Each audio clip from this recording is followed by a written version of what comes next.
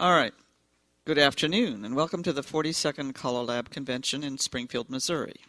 Today is March 31st, 2015, and this is event planning. I am Dottie Welch, and will serve as the moderator for this session, and our panelists today are Lee and Barbi Ashwill and Walt Burr. And I'll tell you a little bit here.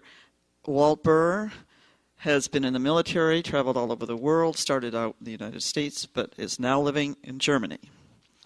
And Lee and Barbi Ashwill have been in Oregon, I don't know if it's all your life, but certainly for a long time, and they were chairman of one of the U.S. Nationals in Oregon, 54th, and are now president of the NEC. Correct? We were president last year. Okay, representatives. Yeah, that's all right. I'll do it. So they're currently the representatives, just past president. I'm going to begin this afternoon by asking Walt to make his presentation because he has another session that he needs to go to shortly. So he's going to start, and what we've done is divide things up into three different focuses of things that you would be concerned about when you're planning an event. And by event we mean, are we on? Yes. By an event we mean anything from a special dance up through a national convention, which covers a very broad range of possibilities. And we'll give you general information. We'll have some question time, and at that point we'll focus on the specific concerns of those of you in the audience. So Walt's session is going to focus on equipment and sound primarily. Lee and Barbi will be focusing on the planning and development of a committee and all of those related matters. And I will be focusing on largely programming and matters related to that. So I'm going to turn it over to Walt. Technical details. Good afternoon, everybody. As you heard Dottie say, my name is Walt Burr. I'm from Munich, Germany. I live in Munich, Germany. And I'm going to talk a little bit about sound and equipment and dealing with non-English speaking dancers at major events. We'll start with sound. Yes. If you look at the handout, it says, oh, it works. Thank you, Dottie. Hall choice, stage equipment, and acoustics. Hi, Cindy. Nice. Glad you could get here. Good sound is absolutely critical at any square dance. It's even more critical at a major event. Dottie, can you turn me up just a touch? Thank you. If you don't have good sound, if the dancers can't understand the phrases, they vote with their feet. We saw this at a couple of the recent national conventions.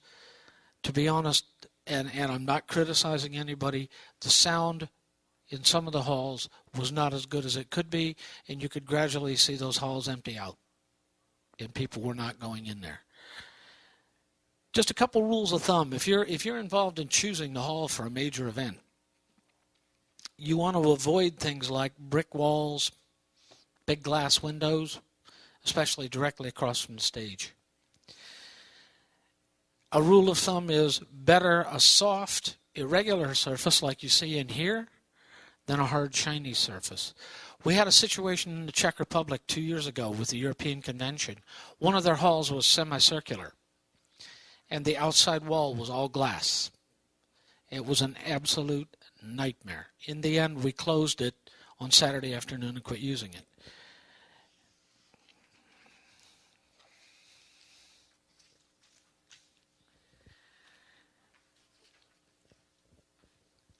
Couple things to consider.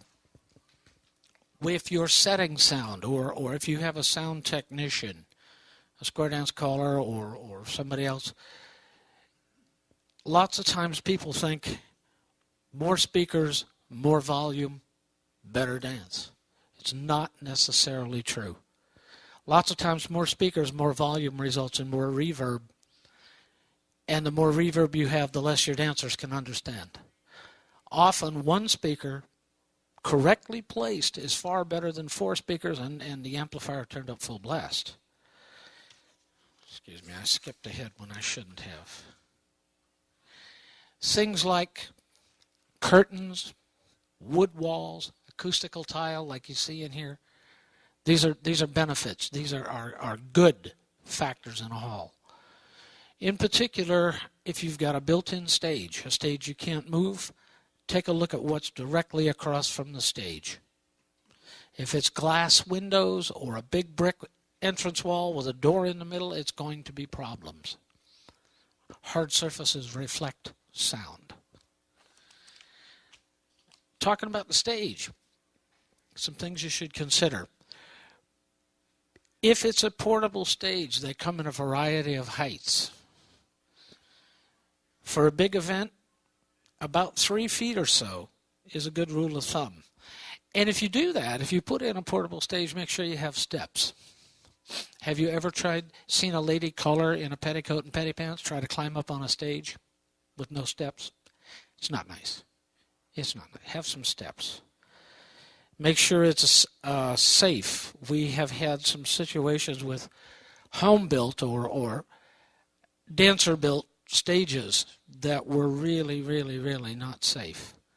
I've never seen one collapse, but I have seen the sections slide apart and things go down between them. Have you actually had one collapse underneath you? Oh, okay. I've not had that experience, but I have had table legs slide down in the sections between the stage. Power. If you're running a big event and you're going to have maybe 2 amplifiers on the table, 3 or 4 laptops, 3 or 4 wireless mics, you want more than one power source. There's absolutely nothing worse than blowing a breaker in the middle of the dance and shutting the whole place down. And I've seen that happen. Everybody plugged into this power strip that was about 3 feet long, and the last guy in line plugged in his laptop, and it went, and they were in the dark for about an hour until they could find a caretaker.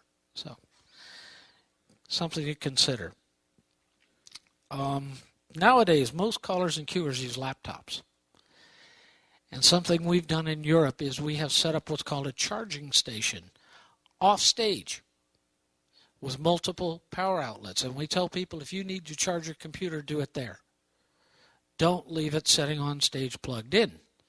It leaves a lot of the clutter and a lot of the wires and a lot of the connections off stage. Makes it much, much more manageable. Equipment. I'm kind of rushing through this because, as Dottie said, unfortunately I have to leave you as much as I would like to stay here because this is one of my favorite subjects. The first thing you want to think about is who is providing sound equipment. If it's a group of callers pooling their equipment, one critical factor is, does everybody have their name on it? Is it marked? Is it marked? That's absolutely vital. Most people have their name on their amplifier, but do they have a marking on the mic cord? Do they have a marking on the speaker stand? Is there a way to identify all this stuff? All right. We spent hours and hours after Spring Jamboree last year sorting out equipment. Who belonged to who, or what belonged to who. If you're planning something like the NSDC, don't forget to count seminar rooms, meeting rooms, things like that when you're determining how much equipment you need. Just looking. If you look in the handout, there's a whole description. There's about a whole paragraph that I'm not going to sit here and read all of it. Things to consider. How many of each you need to consider. Okay. Sorry? Oh, yeah, the handouts are on the thumb drive, the flash disk as well. Something we've found that saves a lot of headaches, particularly if you've got a multi-caller event and callers are going on and off the stage. Mic cords and laptop cables nowadays are pretty much standard. All right. The Hilton mic cord, I'm not making a recommendation, but the Hilton mic cord and remote control is just about what the entire industry uses. If you can have a mic cord and a laptop connection cord already on stage, already plugged in, it saves a tremendous amount of time during caller changeover, because they're not trying to plug and unplug and find whose cable belongs to who. If it's there and it's set, we found that cuts down the turnover time by 2 or 3 minutes for every caller. It saves a major headache. And we talked about speakers. A word about professional sound companies. We have 2 in Europe that we use a lot. Both of them are run by callers and cuers. They know what kind of sound we need. We've had experiences with other professional sound companies who had no clue what kind of sound square dancing needs. Square dancing sound is different. It's unique. One of the reasons it's unique is almost no other type of entertainment has an audience that's jumping up and down and screaming and clapping and stomping and dancing and trying to listen to instructions at the same time. All right, that's unique to square dancing.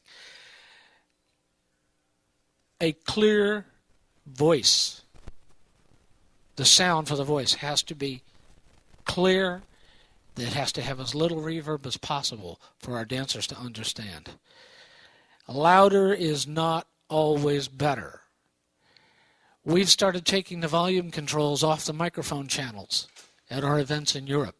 We set it, they can't change it. Because 9 times out of 10, and I'm sure you've seen this at NSDC, caller comes in and says, they can't hear me. Whack, up goes the sound, and you get screeching noises. So we actually take the volume controls for the mics off the set. Unscrew them, take them off. They can't change it. The other thing that has to be clear is the bass line. Because although the melodies are nice, we actually dance to boom, boom, boom, boom. But that's what we dance to.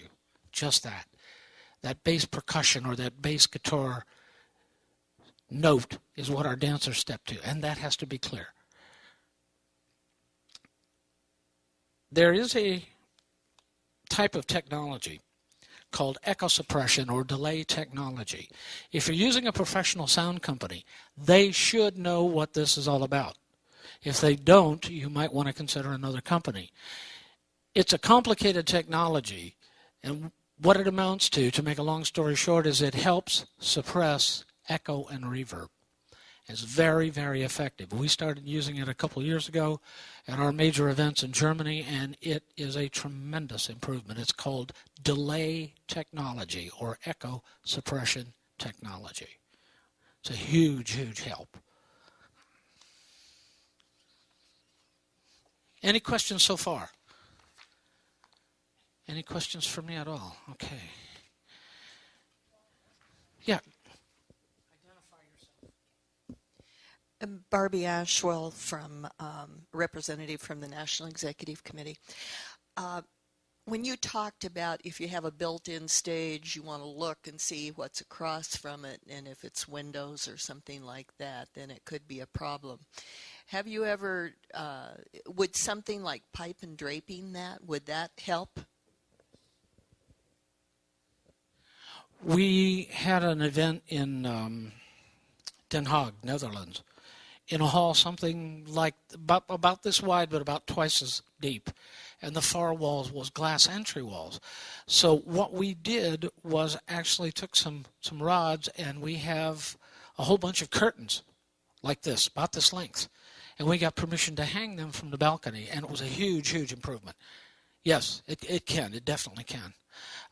The other thing we've done in some halls is if they have window shades or they have curtains in front of the windows, yeah, it means you have to use artificial lighting, but put them down or close them. It helps tremendously. And I might add that maybe not for a huge event, but for smaller special events where you're faced with a larger hall than normal, maybe an echoey school gym or some such thing, other things that you can hang in the back make a big difference. So maybe quilts strung on a line across the back, or in fact we have discarded naval signal flags on a rope, which we use on a regular basis, strung across the ceiling or across the back wall. And that, just that amount makes a difference with the sound. Actually, parachutes do not work, and I'll tell you why. Parachutes are made out of a hard material, either nylon or silk, and it's just like hanging another sheet of glass, quite honestly. We've done it. We've tried it. I was in the military for a long time. We had access to ones that were no longer usable. Doesn't work. It's a huge amount of work for no result because it's a shiny, hard, shiny material. Any other questions about sound? Yes, Barbi. Barbi Ashwill again, representative from the National Executive Committee. I should have asked this at the same time. What about those dances that are held in these large arenas where the ceiling goes forever? What can help with that? For the high ceilings, the main thing that helps with that is if the speakers are aimed correctly. Speakers shouldn't be totally vertical on the stand. If you ever notice, correctly placed speakers lean forward slightly. All right, they hang forward slightly, and they're aimed down at the crowd. Generally speaking, the point of aim from the stage is the floor line at the back of the hall. And the reason being, as dancers come in, we're all soft surface. Dancers are great sound absorbers. Right. So that is one of the main things you can do is make sure the sound's not directed at the ceiling. The other thing is that's where the delay technology thing comes in because that helps tremendously. More questions?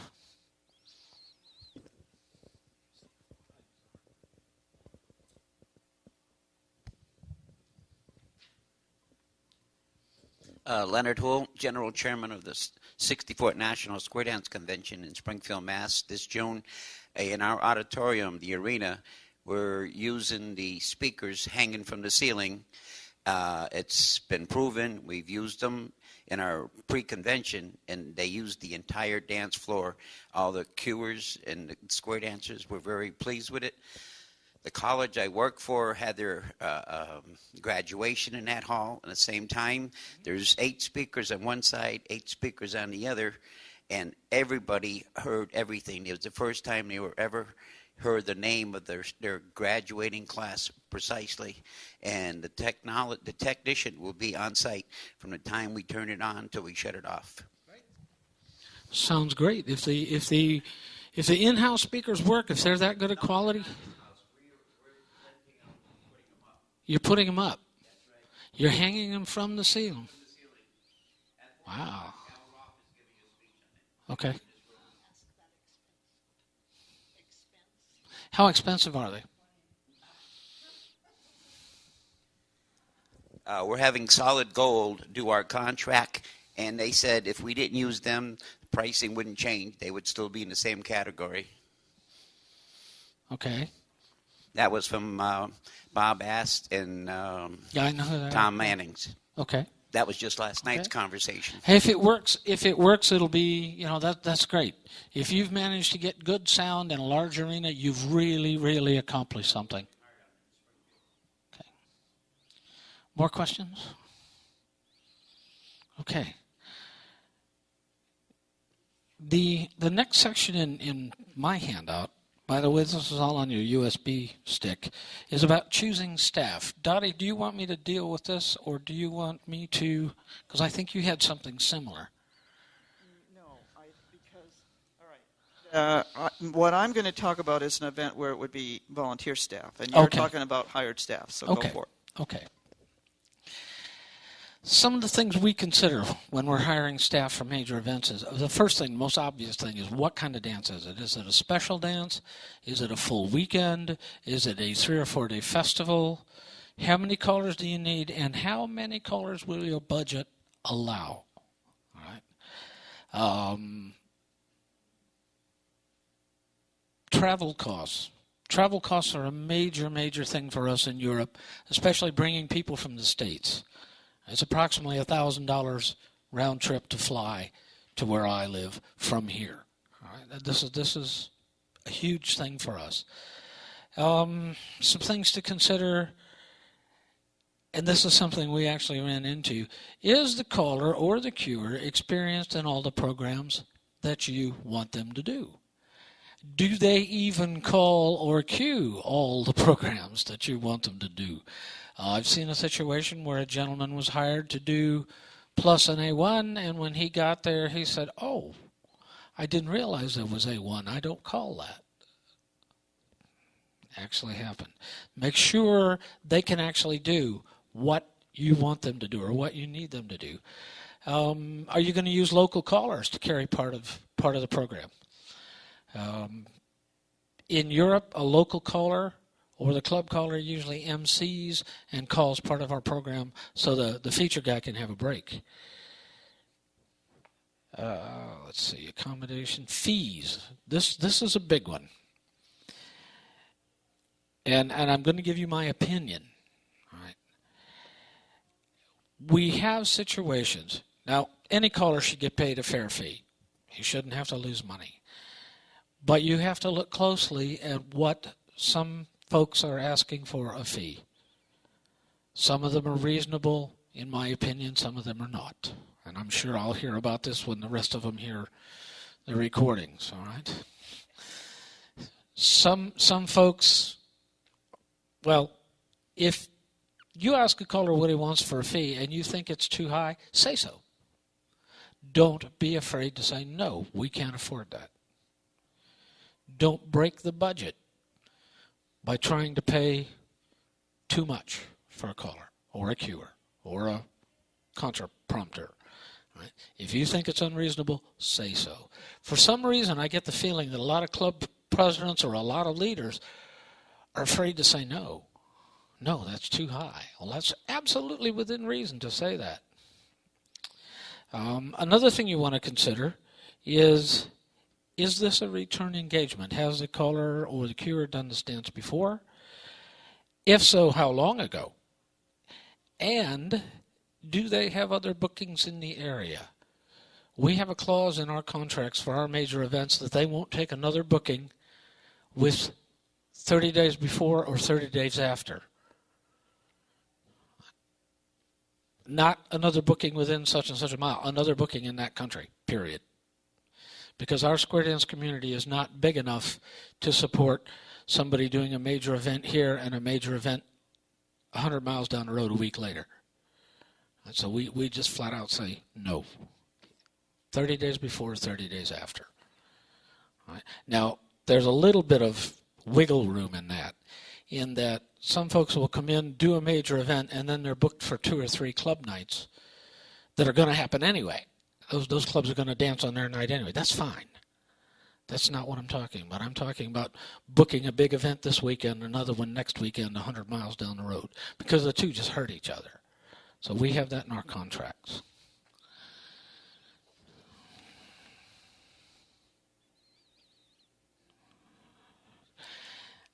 This is a bit of a sensitive subject, and I'm going to touch on it because CALLERLAB has a code of ethics, and we really, really push professional conduct by our members.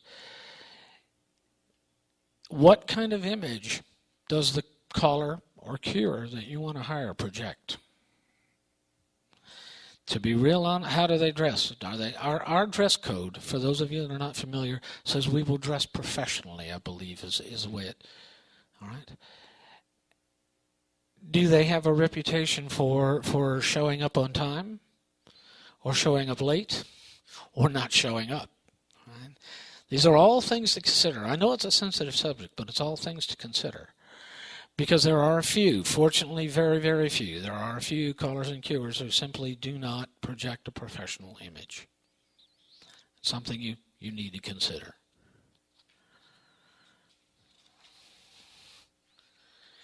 And my favorite subject, non-English speaking dancers. All right. I live in Europe. 25% of our dancers understand some English. The other 75% understand a little or none at all. And one of the things I hear a lot from my European friends about this country is, it's so big. Right? When they're talking about the USA. It's a little scary. You know, when you come from a country that you can drive from one end to the other in 9 hours, and I tell my friends to drive from New York to California, it takes you 4 days, they look at me like, oh my God, that was huge. It's scary. All right? There are some things that you can do, and I was talking with the Boones, forgive me, I don't have your first names to hand. Yeah, just talking with them about advertising at their convention and some things we can do to help make it easier for non-English speaking dancers when they come here. Advertisements. Let me ask a question. If you're walking past a table load of flyers and there's a really colorful one that's not in your language, would you stop to read it? Nah, probably not. But if you're walking past a table load of flyers and there's one that's in your language, that's the one you would read. That's the one that'll catch your eye. Consider putting some of your advertising in another language. It's not hard to do. Consider putting some of your registration forms in another language. It's absolutely not difficult to do. Registration forms are a major impediment to European dancers coming to U.S. events because they look at the forms and think, whoa, I have no idea what these people are talking about. We sit down with people almost every weekend and say, okay, this means this means this is where your name goes, this is all the time. Consider having some of it translated. There are approximately 8,500 square dancers in Europe. Less than 1,000 of them read, write, and speak English. There's a whole audience out there. Payment. This is something we were just talking about. I notice a lot of registration forms have payment in U.S. funds only. All right.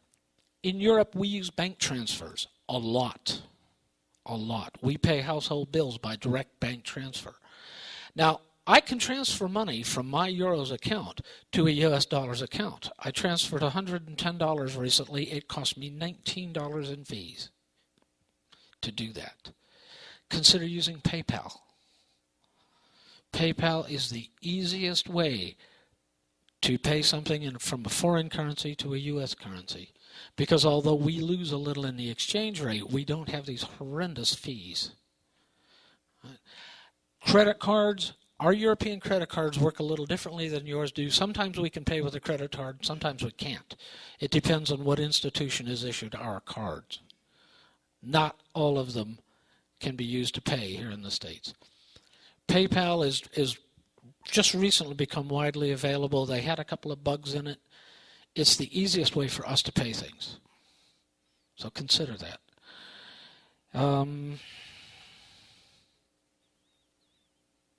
Point of contacts. Some friends of mine from the Czech Republic came to an event in the USA. I believe it was somewhere in the Midwest. I'm not sure where the event was. But for some reason, this particular event had a point of contact on their flyer that said, if you speak the following, I listed like German, French, and a couple, contact this email. And they said it was brilliant because they could converse with these people and get all their information in their own language. It was one point of contact for non-English speaking dancers. Right? How many of you put up a big welcome banner or a big welcome sign at your event? I think the NSDC does, don't you? Great big sign, welcome to our event. Consider putting a line underneath that. It says, Willkommen. Welcome. Put it in another second language. I have no idea what the expense would be. Or bonjour. Bonjour. Willkommen. It's amazing when in our events in Europe, they have welcome in their language on the top and almost always welcome square dancers in English underneath. That's a big thing to walk in someplace and see your own language. Signs. This is another thing we were talking about. On your signs. Registration that way. Registration that way. Things like that. Or I have seen a sign that says registration in 2 or 3 languages for all the non-English speaking dancers was in one spot. It was great. My wife thought it was wonderful. My wife's first language is German. She speaks German, French, and Russian, and her first language is German. She said, hey, look. That's where she went. I had a horrible time. I don't speak German, but that's where she went. Programs.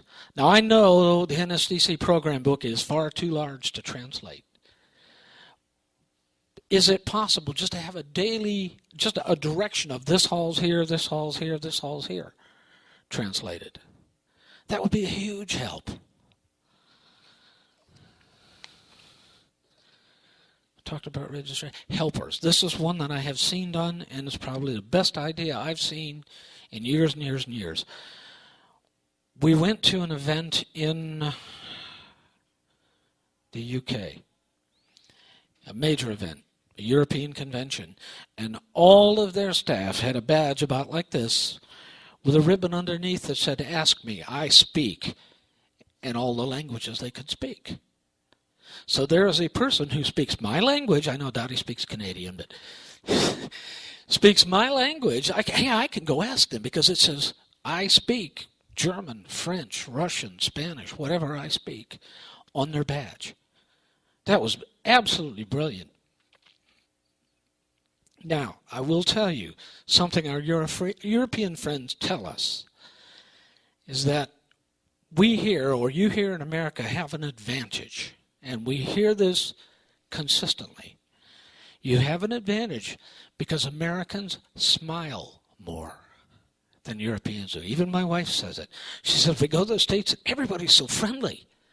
Everybody has a smile. And that is unique to America and Canada. All right, that's unique. Take advantage of that. Anybody have any questions for me? None? Oh, hang on. On the mic so it gets on the record. Tell us who you are. Lenny Houle, Springfield, Massachusetts, General Chairman of the National Square Dance Convention this June. I had several things and we just kept going, which was good because I enjoyed your going. We are going to have signs at the airport welcoming the dancers to a registration table downstairs. We got permission from the airport. At the airport? At the airport to Super. put up a banner and a registration table, Okay. not for registrations, but to tell them that their shuttle service is here. An information thing. Okay. Yeah.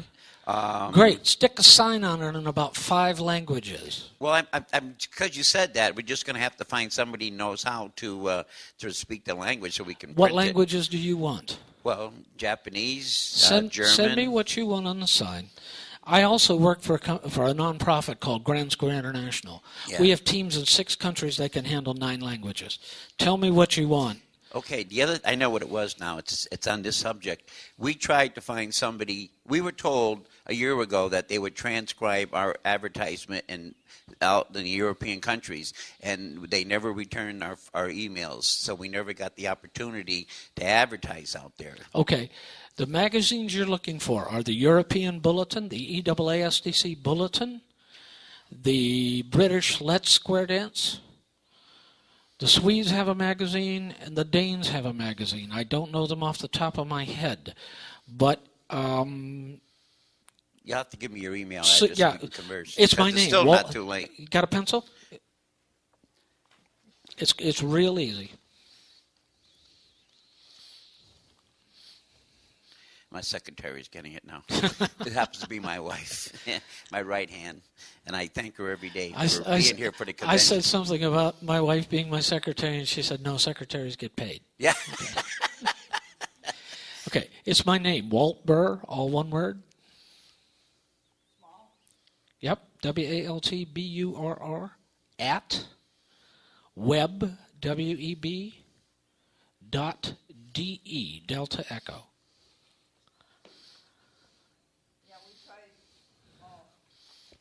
Use the mic. Connie Houle. Yeah, right. It's on? Oh, okay. Connie Houle. We tried for 2-3 months to get a hold of these. I think, Judy, we had like 3 or 4 different names and just kept trying, and it just didn't work. We tried other avenues. Can you And we couldn't do it. remember any of the names? No. Because the odds are somebody gave you those names and didn't realize those folks don't speak English. That's a very big possibility. Okay. Okay. But they said they were translators. I mean, if they were translators, they...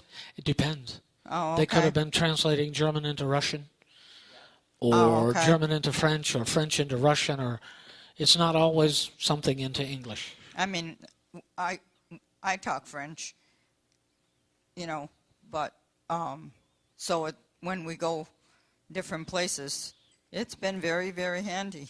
Yeah, Especially so. sometimes, even though it's not a French-speaking country, you still can get the gist of it because we talk French. There's that language. Mm-hmm. So there's a dialect difference. Yes, there's a dialect. Real quickly, send me what you need. We're not going to translate, 50 pages, but if it's an advertising thing, the other thing you can do is contact directly the EAASTC bulletin editor, because he speaks excellent English. The Let's Square Dance editor in England, he speaks reasonable English. You will have to Google Square Dancing in Sweden to get the Swedish magazine, and Square Dancing in Denmark to get the Danish magazine. Okay. Both of them will handle English very nicely.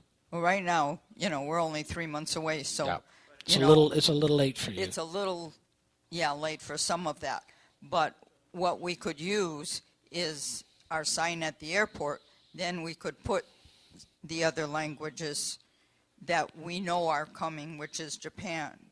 Send me the text you and need we'll on the send sign. you the ones that are coming, and then maybe you could give us the welcome for them. It's not hard. Thank you very much. If nobody else has any questions for me, unfortunately, I'm going to have to shoot out the door. Thank you very much, Dottie. Thank you all for coming. Thank you. Thank you, Walt. Very informative.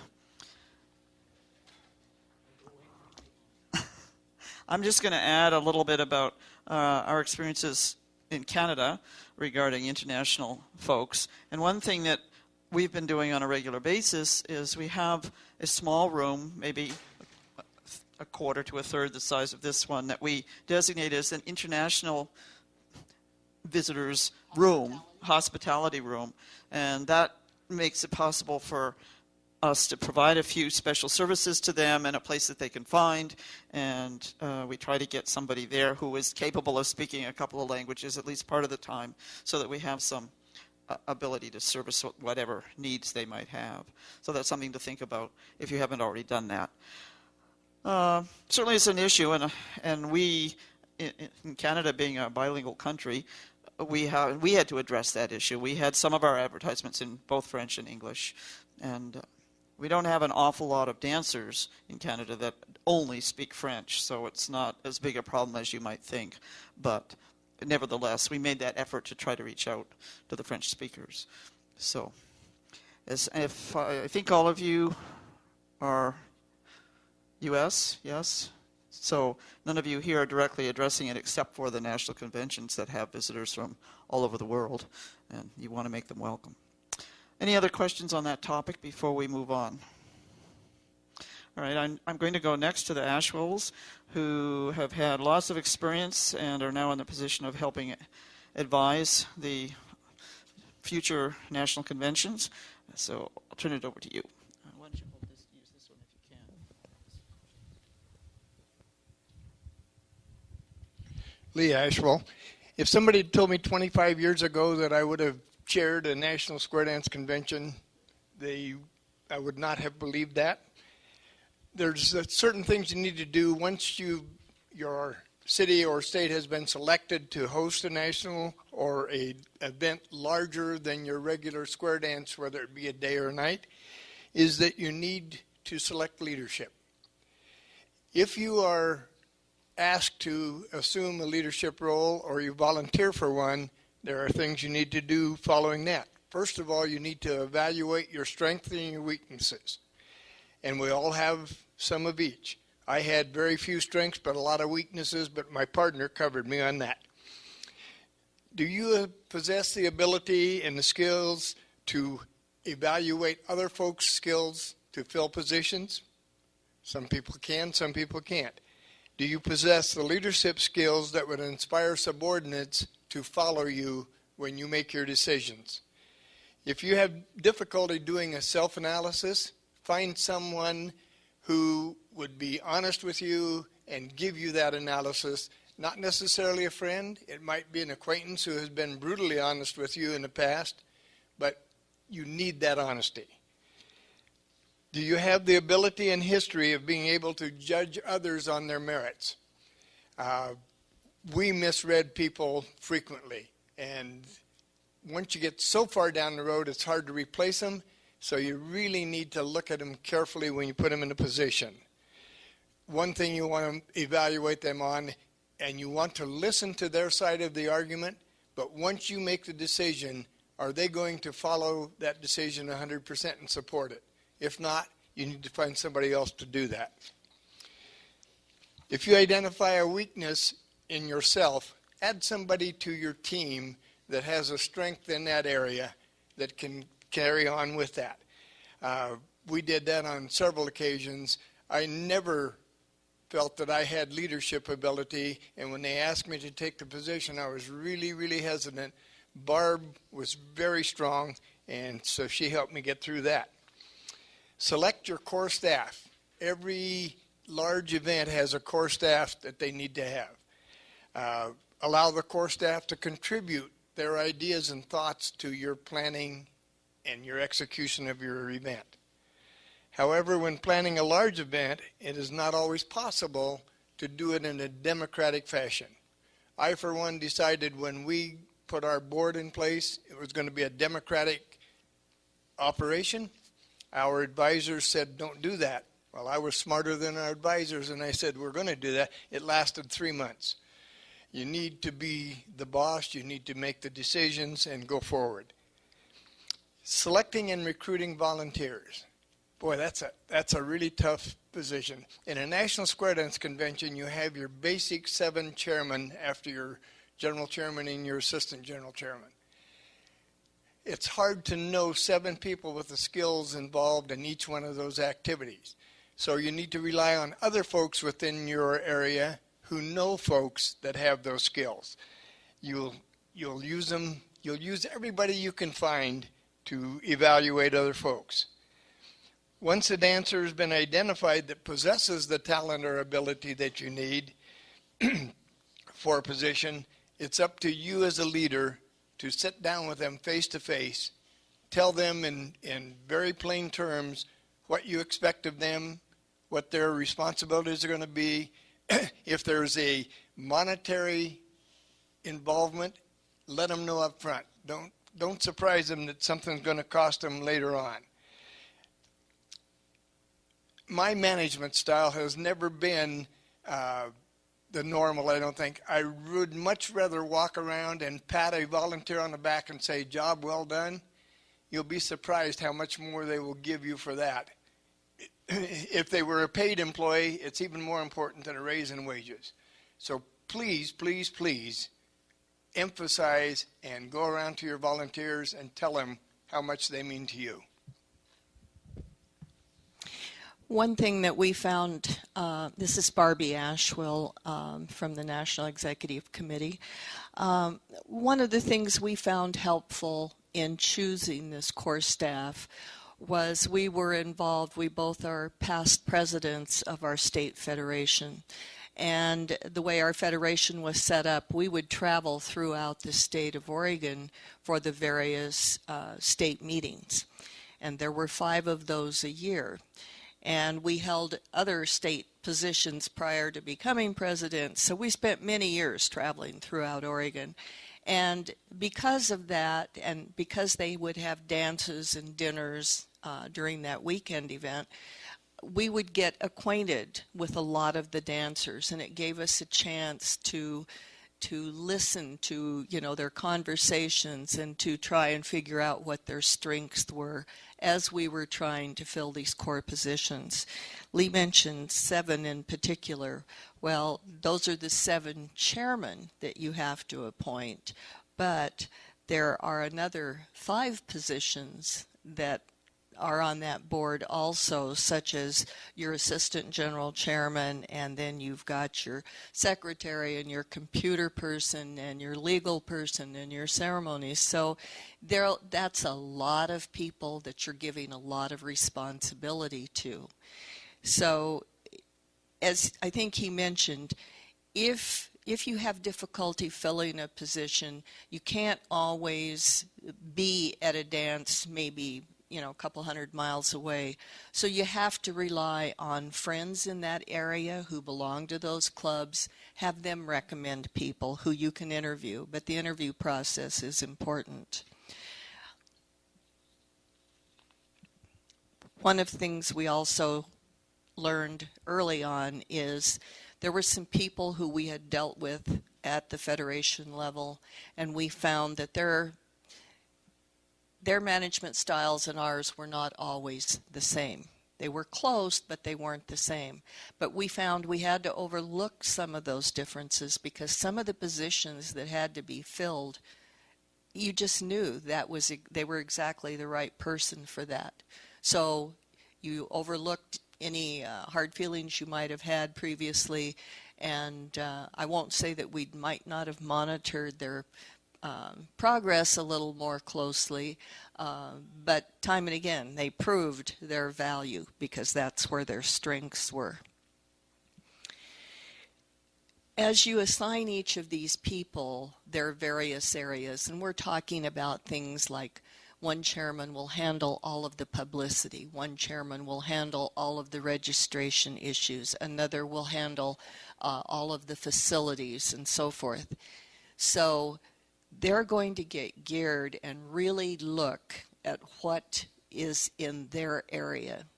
That's why it's so important to have a husband and wife team who's at the head of this, because you get their reports in.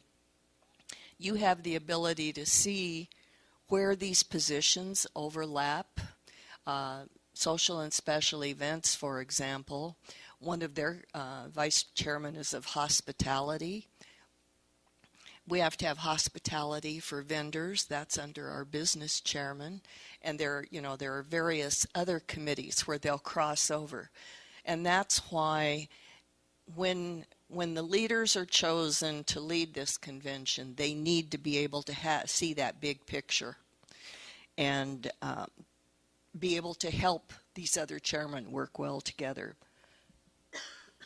Excuse me. Promotion is always a big part of any big event, of any event. You want to sell lots of registrations. At the National Convention, we do have, I think, an advantage that not all smaller venues, festivals, for example, or a weekend dance have to offer, and that is we do have a tiered registration fee.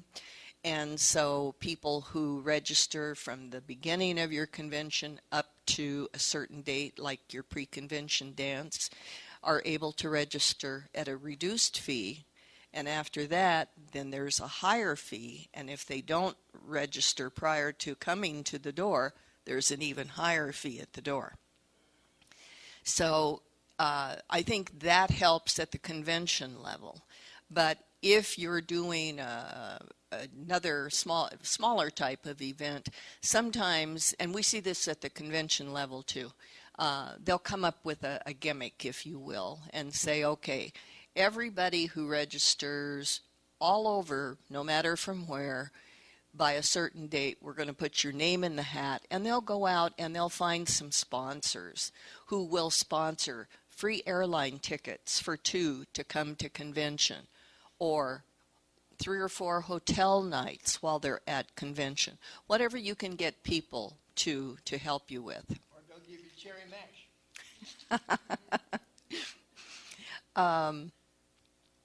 Let's see. It's difficult at any level when you try to sell registrations and people say, I don't even know what I'm going to be doing that many years down the road.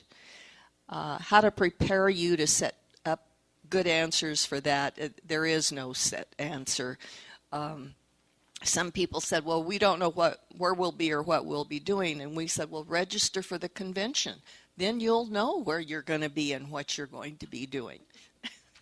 And sometimes that would work, sometimes it wouldn't. Obviously, there is a cancellation fee in place at a certain point in time.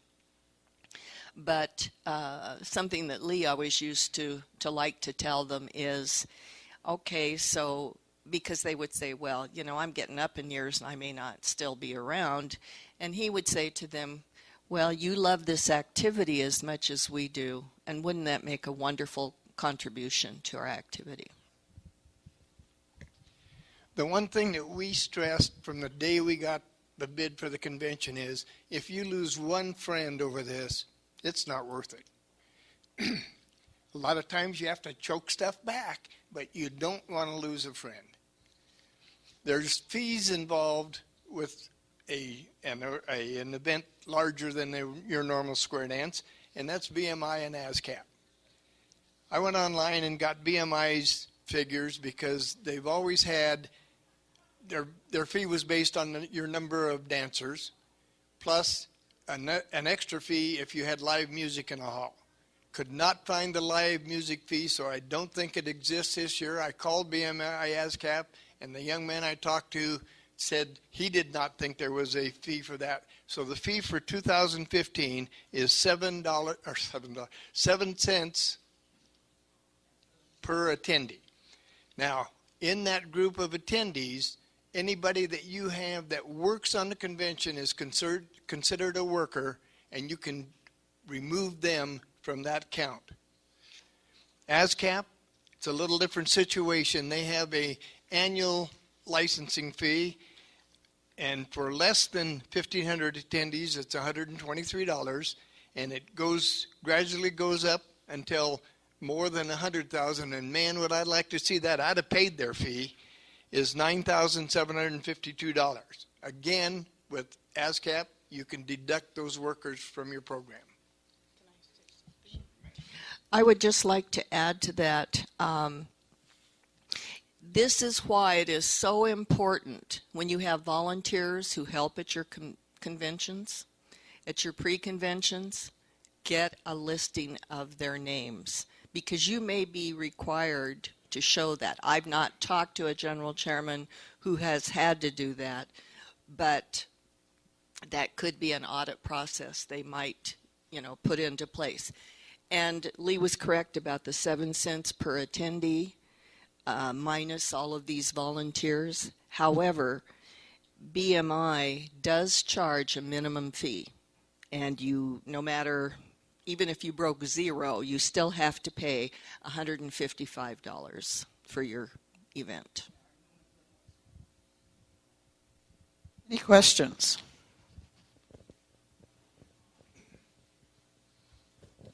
Lenny Houle, Springfield, Massachusetts. Lee and Barbi, are you familiar with the third party now, the CCAP?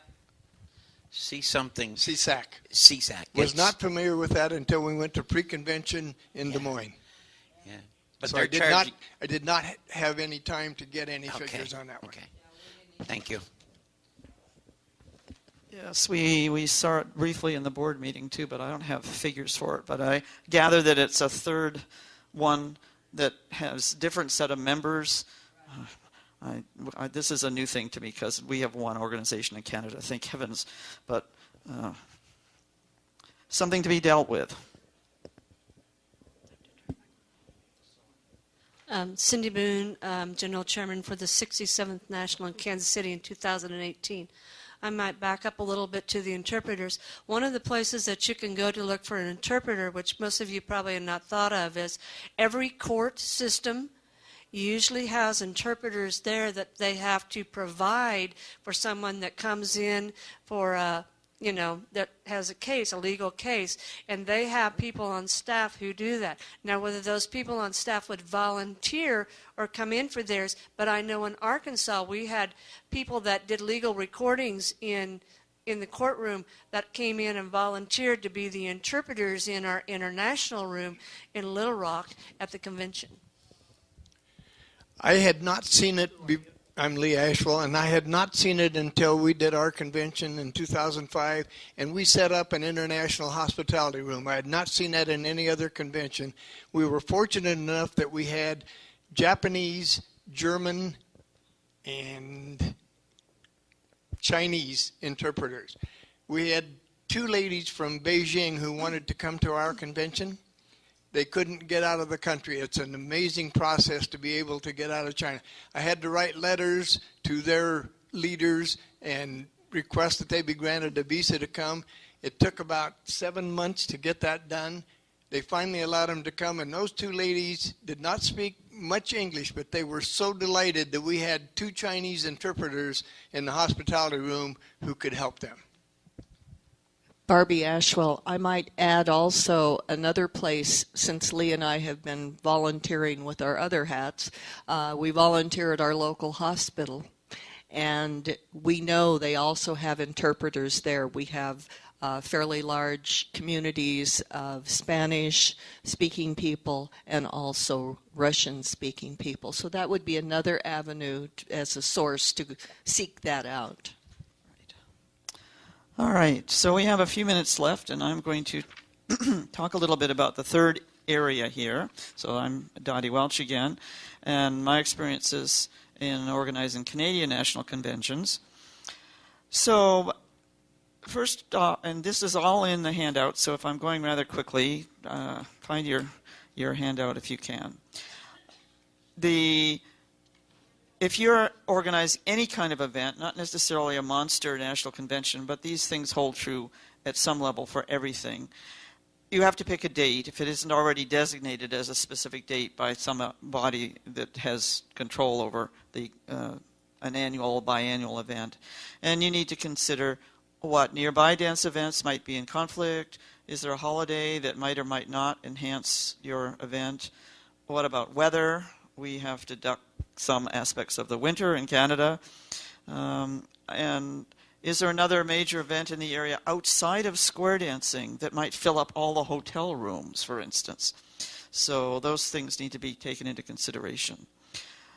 In your location search, if you haven't already got a venue with whom you're satisfied and have a good relationship, you need to be thinking about what's the general area that I want to be in, where are the dancers coming from, how will they be traveling, where will they be able to get there from the airport, nearby hotels, parking, bus transportation. And then you're looking at the particular venue. What is the size and number of rooms you will need? What about the flooring? If it's not something we can dance on, it's carpet. Can you cover it? Will they allow you to cover it? How about sounding the halls? As you already heard, we do not want a whole glass if we can avoid it. Are there extra spaces for you to put things like hospitality rooms and workers? What will it cost, and is it going to fit into the budget? So all aspects to take into consideration. The halls themselves, major events with multiple halls must carefully consider how to allocate their available space. So the big question for national conventions is, all right, where do we put mainstream? Where do we put plus? Are there enough little halls to do the advance, the challenge, whatever other things? What about round dancing? What about crosstalk between rooms sound-wise? It's not a great thing to have plus backed up with a wall with the round dancers, because the round dancers will not be able to hear over the plus dancing. If you have clogging, which we have at some of our dances, you definitely have to have the cloggers off away from other things, because you will not be able to hear. So all those kinds of issues have to be addressed. And how do you figure out how many people are coming who might be dancing in the plus hall or in the mainstream hall or in the challenge hall or whatever? Most of our registration forms ask for the dancers to give you some idea about what they dance. What do you do with that information? I spent hours trying to analyze it and figure out, okay, what is this really telling me? This dancer dances up to phase 3 rounds, so that's 3 checks there, and maybe they dance to plus, and they've also checked basic and mainstream and plus. So what do I do with all this? Are they going to spend all their time in plus or phase 3? Or are they going to go some of the time into mainstream and basic because their friends are there? Fractionalizing them is one way to deal with that. So you can take this person and say, okay, they're dividing themselves 6 ways, so I'll put a 6th of them in each one of these rooms. And you know, when you've got large numbers, that makes sense. Obviously, you're not chopping their arm off. Okay. Take into consideration that particularly in mainstream, and possibly plus as well, you'll get this effect, that a popular caller will pull into that hall people that otherwise would not be there. And you either have to allow for that, or you're going to have very crowded space by times. My benchmark is that each square requires about 12 by 12 square feet or 144 square feet. They can get by with less, but they're going to be very tight. If you have wheelchair dancers, which we don't seem to so much these days, but I've dealt with this situation, they need a lot of space, about 400 square feet to comfortably dance 1 square of wheelchair dancers. And what do you do with round dance couples? Well, even though they're in a big circle, they will double up with another inner circle and another inner circle. So my mark there was about 36 square feet per couple. That just gives you some idea how big the room should be if you have some idea what your attendance is going to be. And sometimes you will find that 2 rooms would appear after the first night of the convention to be better balanced if you interchange them. In other words, one room that's large has a small dancing population, and another that's smaller has a too large a population. So it's not forbidden to switch, but if you do switch, you need clear signage so that everybody can find out what's happened. And for the benefit of future events, no matter what size event you're scheduling, even if it's only your club special, keep records so that the next ones coming after will know how many people were dancing in which rooms, what was the statistics, what was popular, what was not. Believe me, future events will thank you. They want to know. They are looking for that kind of information. All right, so programming. Most major events have some time when they program workshops. And some of the things that you need to consider are, first of all, how much time are you going to program workshops? And for something like a national convention, it was our opinion that should be discussed at the board level.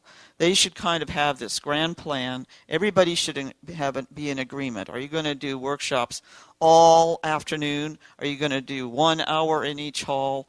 What is it you want? What is your purpose? And there's no hard and fast rules, but you all need to have a common goal.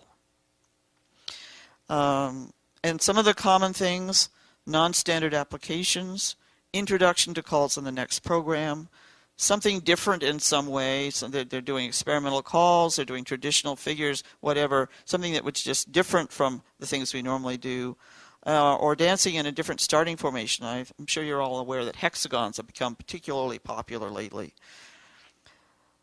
That's up to the organizers. You get your master plan, and then you can designate to the programmer, okay, see what you can do about implementing this. When do you schedule the workshops? So something to consider is, do you put all of your workshops at the same time? Say 2 o'clock in the afternoon. For that hour, that's going to be workshops everywhere. Or maybe you would like to consider that you have workshops in the mainstream hall at 1 o'clock and in the plus hall at 2 o'clock, and then back in the mainstream hall at 3 o'clock, so that a dancer who wants workshops could go back and forth, or a dancer who doesn't want workshops can go back and forth in a different way. So that's something to consider. Leaders.